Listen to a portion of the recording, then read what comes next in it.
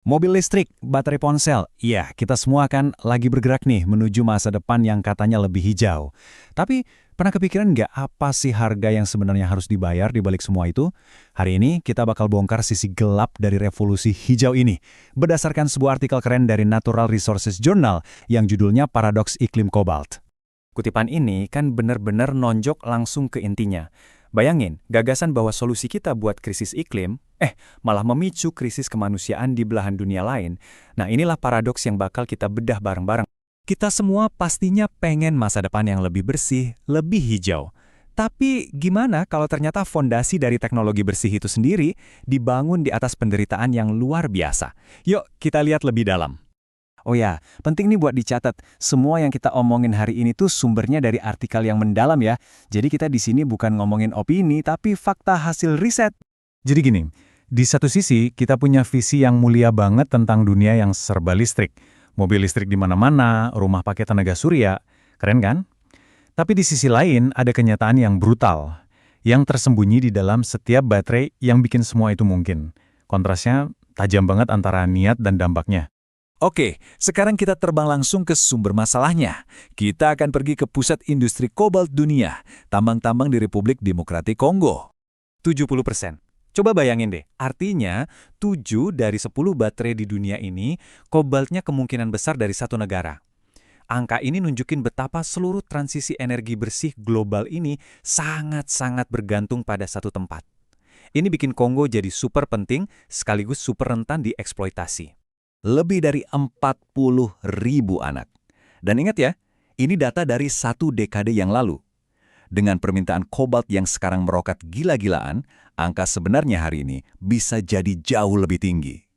Ini bukan masalah kecil, ini adalah krisis pekerja anak dalam skala masif. 1-2 dolar sehari untuk kerja 12 jam menggali mineral beracun dengan tangan kosong. Ini bukan sekedar pekerjaan yang berat, ini adalah eksploitasi ekstrem terhadap mereka yang paling nggak berdaya. Kutipan ini benar-benar ngasih nama buah kengerian itu. Ini bukan lagi soal kondisi kerja yang buruk. Para ahli menyebutnya apa adanya, perbudakan modern. Sebuah label yang nunjukin betapa parahnya situasi di lapangan. Terus pertanyaannya, gimana caranya kobalt yang ditambang secara nggak etis ini bisa sampai ke produk-produk global yang kita pakai setiap hari? Nah, mari kita telusuri alurnya. Kunci buat memahami masalah ini ada di satu istilah, ASM, atau penambangan artisanal. Nah, disinilah sebagian besar pelanggaran itu terjadi. Ini bukan tambang industri besar yang canggih ya, tapi operasi kecil-kecilan, nggak diatur, di mana orang-orang, termasuk anak-anak, menggali kobalt pakai tangan kosong. Nah, ini dia proses pencuciannya. Jadi kobalt dari tambang ASM yang kondisinya mengerikan itu dijual ke pedagang lokal.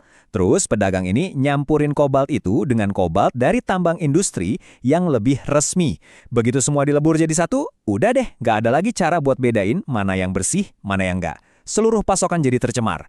Kok bisa sih sistem eksploitasi kayak gini dibiarin aja jalan terus? Jawabannya rumit, karena ini adalah kegagalan di setiap tingkatan.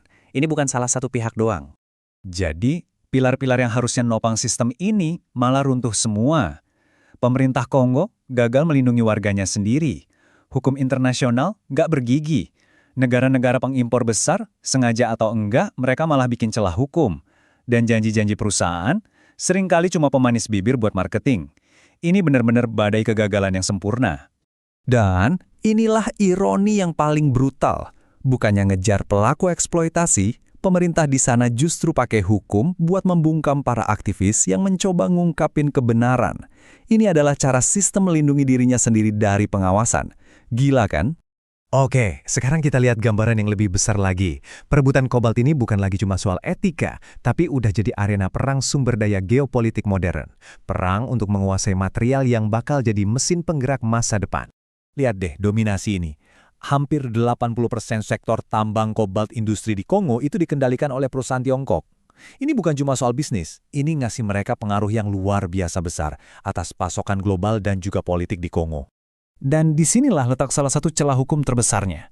Ada undang-undang penting di Amerika Serikat yang dirancang buat menghentikan perdagangan mineral yang mendanai konflik. Mereka mencakup timah, tungsten, tantalum, dan emas. Tapi, secara spesifik, undang-undang itu nggak mencakup kobalt. Ini kelalaian yang mencolok banget, yang bikin perdagangan kobols hasil eksploitasi terus berjalan tanpa pengawasan hukum yang ketat. Oke, kita sampai di bagian akhir, di mana kita harus menghadapi pertanyaan moral yang sulit. Apakah kita benar-benar ngejar masa depan yang lebih hijau, atau kita cuma ganti satu bentuk keserakahan dengan bentuk serakahan yang lain? Jadi, inilah pertanyaan terakhir buat kita renungkan. Ketika sebuah teknologi yang katanya bakal menyelamatkan planet ini, ternyata dibangun di atas perbudakan modern dan perusakan lingkungan, apa sih arti sebenarnya dari kata bersih atau hijau? Ini adalah paradoks yang harus kita hadapi kalau kita emang serius mau menciptakan dunia yang benar-benar berkelanjutan.